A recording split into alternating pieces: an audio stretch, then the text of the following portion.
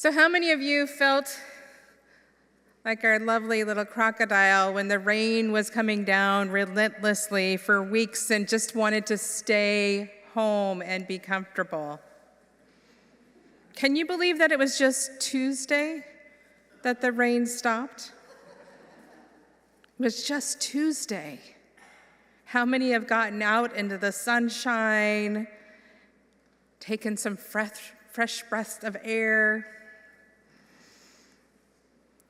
So as it was still raining and pouring last week on Saturday, my husband Don and I took our youngest child, Bree, to the San Francisco airport to have her go back to college at UC Santa Barbara. We dropped her off, said our goodbyes, and returned home. We thought, she's gone. We were heartbroken still, but we checked her flight, it got off. We settled in for the rest of the day and the plans that we had made, only for a little bit later to get a text from her saying, I'm back at San Francisco. It's flooded at UC Santa Barbara. Please come and get me. So we headed back to the airport to pick her up and determine the next steps. Needless to say, we were all a little bit grouchy for different reasons. And as we were driving back to Alameda and coming across the Bay Bridge, the dark clouds actually opened up a little bit and there was a bright rainbow. Beautiful colors, and it kept shifting depending on where we were in the drive. It was so beautiful. I'd like to say that the rainbow changed our minds and our spirits opened and we were in such happy moods after that. But no, that was not the case. We were like that lovely little crocodile, wanting our plans that we had put out for the day to remain the same. We didn't want anything to change. I'm sure my family is not alone in this experience. The need for stability and comfort and the knowledge that there are some things that will just remain static or unchanging in our lives, especially in times of chaos and uncertainty, are important. However, there are times when the need to keep things stable and unchanged can become a hindrance to growth or thriving. Think of our dear crocodile and how sacred that wallpaper rainbow has become, to the point that actually seeing a real rainbow is scary and uncomfortable. I want to invite you into a thought experiment with me today, using these metaphors of sacred wallpaper rainbows and actual rainbows as a way to resist how we resist change. So before I was a minister, I was a director of religious education, and one of my responsibilities was the programming of our youth or our teenagers. Now, this was in 2006 to 2009, and youth in our congregations participated by taking the lead, participating in activities and discussions, and it felt truly collaborative in what we created together. In the congregation I served, there was a long tradition of youth groups coming together as two churches and combining their youth groups on a Wednesday evening. We had advisors who helped the youth hold the space, made sure they had supplies and resources they needed, and provided any guidance they needed. These were truly youth-run spaces. And this was my introduction to youth group programming and what I took with me as a model into my first ministry. That ministry was in Washington State, and after some building a foundation and finding the space needed, the youth group became similar to the one I already experienced. The youth decided the topics, advisors were resources. It was a collaborative effort. For the most part, this was the model of most youth groups in Unitarian Universalism. Then COVID happened, which, as we know, had an impact on all aspects of our lives. For many youth, this caused a huge shift in how their days were spent. Before COVID, they typically spent their days at school where they interacted with peers, went to classes, went to PE, went to extracurricular activities and sports. In other words, a thriving environment, active environment where they learned how to be in relationship, how to navigate the world at a time when they're exerting their independence and getting a first job, maybe having a first romance. The teenage years are full of growth and rich experiences of how to be in the world. And that world for them changed drastically. Now their world consisted of waking up, maybe getting dressed, maybe moving out of their rooms, to only sit in front of a computer for 7 to 8 hours. 7 to 8 hours. The classes went from interactive environments to controlled squares on a screen. They lost their autonomy and their connection to each other. Many youth struggled with mental health crises during this time. They had little or no connection to their church youth groups because that would be more sitting in front of a computer trying to make a connection. I'm aware that there were different challenges and similar challenges for adults and children. I want to focus on the youth for this specific example. So when UUSF started coming back to church and creating community again, this is when I joined you. I came in not knowing anyone, especially not knowing our teenagers. However, I did know, thanks to Reverend Allison as well as the families, the programming that happened before COVID. I held on to how I knew to create youth group programming, and the parents equally held on to this model. And as we started having teens join in the programming, I kept getting feedback. It's too much like school. I don't want to learn something.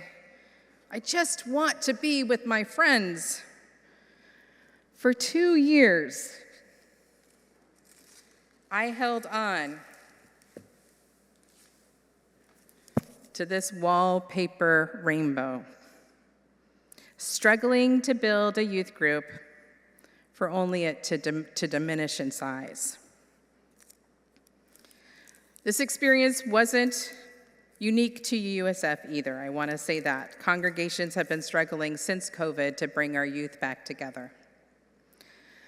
Fortunately, last year I did an experiment with some other religious educators in the area, which helped me gain some insight and move beyond that wallpaper rainbow to see the possibility of other rainbows that could happen.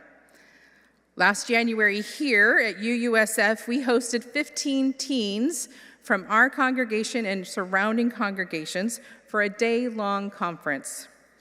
We started the day with some interactive group building exercises, did a street retreat with faithful fools, made pizzas together, played games, and collaboratively, right in this space, created a worship service together to end our day.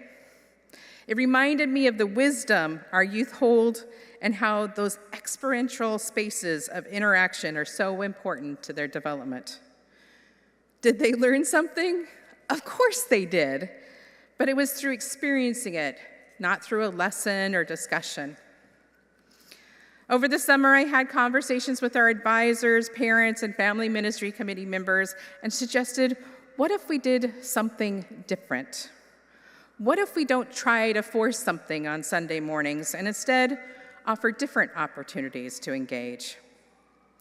So now, instead of having a youth group try to come together on Sunday mornings, we have youth helping with our cameras, working with our children, volunteering at our activities, and even being in our worship service.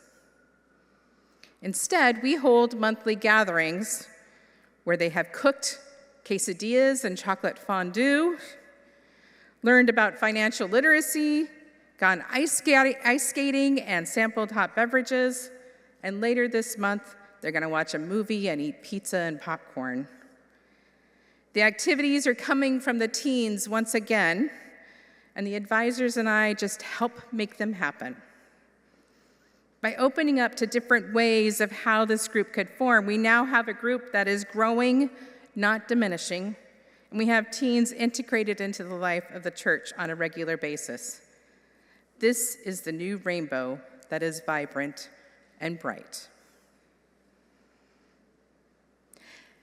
In our congregations and in our lives, we have so many ways we hold on to sacred wallpaper rainbows.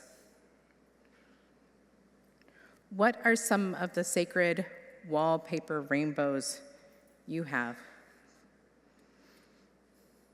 Either in your personal life, in your involvement in this congregation, in the places that you work, in the society that we live in. And by holding on to them, what opportunities are you missing, or are we missing, for growth?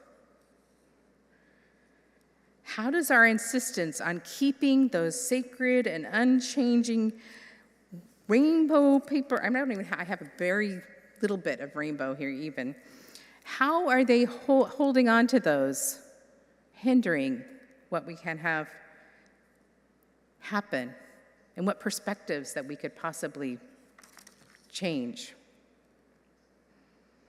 I want to offer another example outside of our UUSF community, and this one involves something that comes with unraveling sacred wallpaper rainbows when they are enmeshed with harm and heartbreak. So our congregation is part of our Pacific Central District, and this is more just a geographic definition now than it is any kind of governance, and it involves congregations from Reno, Nevada, to Napa, to San Jose, to Walnut Creek, and everything in between. This district has a history of having youth and young adult conferences, or cons. These are gatherings over a weekend hosted at congregations. These cons, again, were thriving before COVID and very much a part of the life of youth and young adults in the area congregations. However, not only did COVID happen, but there was also behavior that broke the community guidelines and expectations. This caused mistrust to grow, and cons no longer had the support of many of the local congregations. This had a huge impact on youth and young adult programming in the area, which has become minimally existent. Funding from the UUA, which used to be robust, is no longer provided, and staffing is limited in what they can do or will develop. Many of the people involved are holding on to those sacred wallpaper rainbows. The youth and young adult want their cons as well as the community they built and experienced. Religious professionals want strict rules and regulations and won't consider a conversation about a con until those are set in place and agreed upon.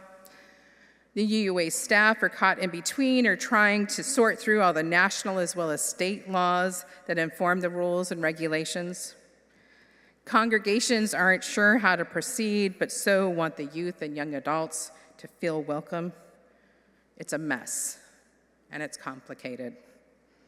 The duct tape is all over the place, holding those sacred wallpaper rainbows.